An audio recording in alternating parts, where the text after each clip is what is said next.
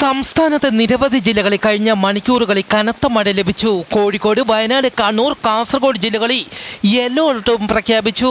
നാളെ ജൂലൈ 23 കണ്ണൂർ, കാസർഗോഡ് ജില്ലകളിൽ കാലാവസ്ഥാ വകുപ്പ് യെല്ലോ അലർട്ട് പ്രഖ്യാപിച്ചു.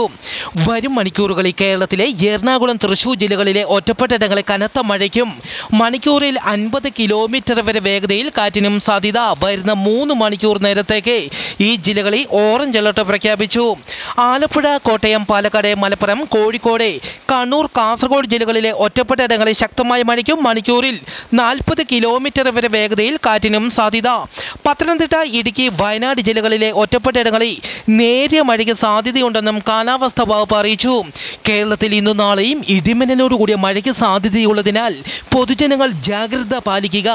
കേരള, ലക്ഷദ്വീപ് തീരങ്ങളിൽ ഇന്നും നാളെയും മത്സ്യബന്ധനത്തിന് പോകരുതെന്നും ഇവിടങ്ങളിൽ മണിക്കൂറിൽ 60 കിലോമീറ്റർ വരെ വേഗതയിൽ കാറ്റിനും സാധ്യത.